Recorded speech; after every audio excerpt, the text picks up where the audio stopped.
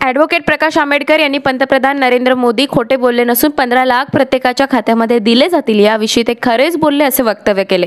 परदेशात गेलेला काळा पैसा भारत देशात परत आणून भारतीय कुटुंबाच्या खात्यामध्ये 15 लाख येऊ शकतात आणि ते दिल्याही जाऊ शकतात, परंतु आपल्या देशाच्या पंतप्रधान यांच्यामध्ये अशी हिंमतच नसल्याची टीका ॲडव्होकेट आंबेडकर यांनी केली। ते अकोला येथे एका कार्यक्रम प्रसंगी आले असता बोलत होते। खोटं बोलले नाही, पण एवढंच होती की त्याच्यामध्ये हिंमत नाही ते अंमलबजावणी।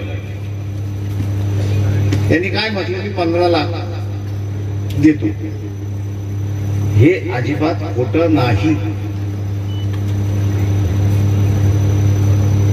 हे वाक्य त्यांचं अजिबात खोटं नाही, कारण का या देशातला पैसा आपण बेफिकीर असल्यामुळे बाहेर जो गेलेला आहे, तो बाहेर गेलेला पैसा आणायचा आहे। तो आणल्यानंतर सरसमान वाटायचा झाला तर प्रत्येकाच्या खात्यामध्ये, म्हणजे प्रत्येक कुटुंबाच्या खात्यामध्ये 15 लाख येतील एवढा तो निधी आहे। म्हणून नरेंद्र मोदी खोटं बोललेले नाही। विश्वास देत असलो, टीका करत असलो तरी या बाबतीत नरेंद्र मोदी खरं बोलले, मी एवढं म्हणेन। फक्त मी काय म्हणतोय की त्यांच्याकडे ताकद नाही,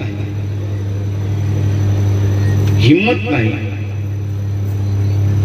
की ते पैसे त्या राष्ट्राकडून मागायचे, घ्यायचे आणि लोकांच्या खात्यामध्ये टाकायचे। आता रस्त्यावरती फकीर असताना याला तुम्ही सत्तेवरती बसेल तर तू काय म्हणणार आहे? तेवढंच करायचंय, आण कागदपत्र मी सही करतो आणि वापरतो, त्याला काही विचार करण्याची गरज नाही। कारण त्यांनी तेवढा पैसा कधी बघितलेला नसतो, त्याला कोणाकडे एवढा पैसा हेही माहित नसतं।